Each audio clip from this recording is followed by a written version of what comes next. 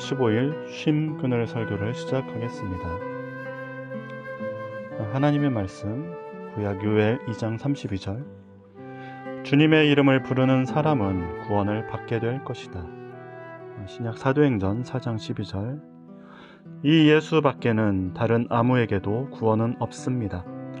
사람들에게 주신 이름 가운데 우리가 의지하여 구원을 얻어야 할 이름은 하늘 아래에 이 이름밖에 다른 이름이 없습니다.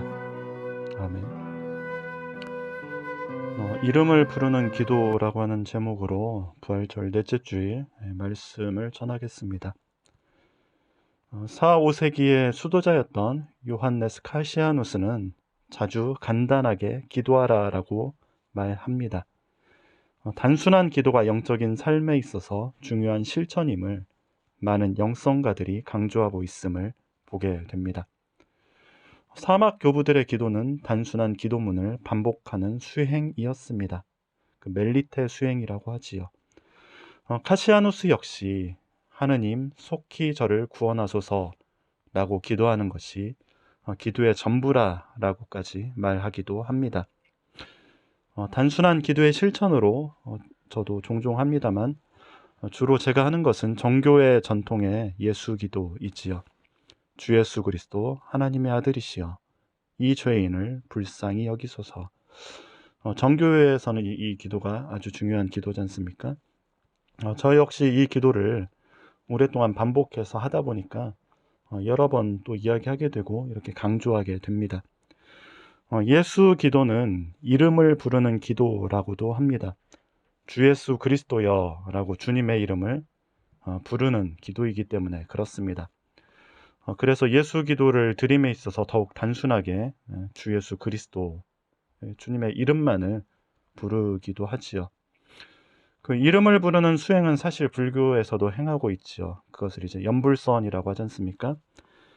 나무아미타불 관세음보살이라고 하는 것이 이 아미타불과 관세음보살에게 나무 귀의합니다. 이런 의미라고 합니다. 우리가 볼 때 스님이나 그 불자들이 수시로 마치 인사처럼 읊조리는 나무아미타불이 사실은 수행을 위해서 아미타부처와 관음보살의 이름을 부르는 기도인 것이지요. 이름을 부른다는 것은 필연적으로 이름을 지닌 존재와 연결될 수밖에 없습니다. 이름을 부르는 것은 그 이름을 지닌 존재에게 희망을 품는 것이며 신뢰를 지니는 것이며 사랑으로 이어지길 기대하는 것이지요. 믿음, 소망, 사랑을 가지고 이름을 부르게 됩니다. 그리스도인들에게 있어서 예수의 이름을 부른다라는 것은 그 이름이 우리에게 구원을 주시는 이름이기 때문입니다. 그것이 오늘 읽은 성서의 본문이 말하는 내용이지요. 주님의 이름을 부르는 사람은 구원을 받게 될 것이다. 이 예수밖에는 다른 아무에게도 구원은 없습니다. 우리가 의지하여 구원을 얻어야 할 이름은 하늘 아래에 이 이름밖에 다른 이름이 없습니다. 예수의 이름만이 우리를 구원한다고 우리는 고백합니다. 이름의 능력에 대해서 성서가 그토록 강조하고 있기에 우리가 수많은 찬양이 예수의 이름에 대해 부르는 그런 노래지 않습니까? 우리의 기도는 예수의 이름으로 드려집니다. 오직 예수. 이것이 종교개혁의 또한 구호였지요. 그런데 이름은 존재와 연결되는 것이련만 우리는 과연 예수를 얼마나 제대로 아는 것일까요? 예수와 온전히 연결된 것일까요? 여러분에게 예수는 과연 어떤 존재이십니까? 한국교회의 모습을 보면 과연 예수가 보이는 건지 저는 잘 모르겠습니다. 이미 오래전에 한왕상 씨가 쓴 책의 제목인 예수 없는 예수교회라는 표현은 그토록 예수의 이름은 부르지만 예수와 무관한 한국교회에 대한 고통스러운 성찰이 담겨 있습니다. 예수의 이름으로 예수를 괴롭히는 교회, 참 가슴 아픈 일이 아닐 수 없습니다. 흐릿하고 모호한 존재를 명확하고 분명하게 알기 위해서 우리는 이름을 부르기도 합니다. 그것이 우리가 많이 들은 김춘수의 꽃에서 나오는 표현이지요. 그리고 존재와 관계를 맺기 위해서 믿음과 소망과 사랑의 대상으로서 이름을 부릅니다. 스님들이 나무 아미타불, 아미타부처의 이름을 부르면서 깨달음을 얻고 피안의 세계에 이르려 열망하는 것처럼 우리가 예수의 이름을 그토록 부르는 것은 그리스도를 알고 그리스도와 깊은 관계를 맺는 가운데 그리스도의 생명을 얻으려 하기 때문입니다.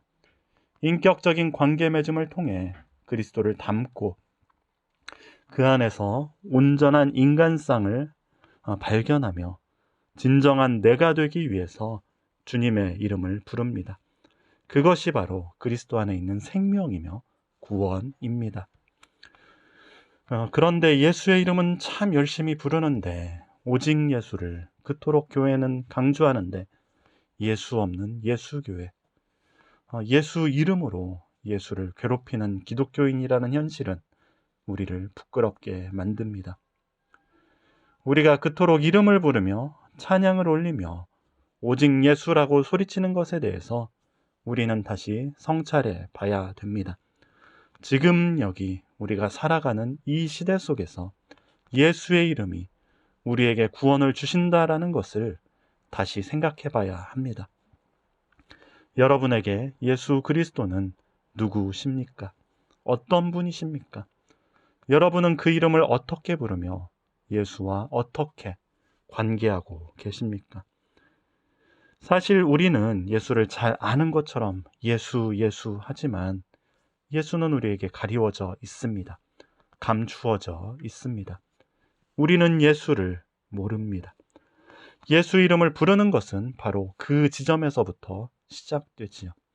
그분이 진정 누구인지, 어떤 분인지 여지껏 잘 안다 생각했는데 예수를 그토록 수없이 부르고 찬양했음에도 예수에 대해 무지했음을 고백하는 것이 기도의 시작입니다.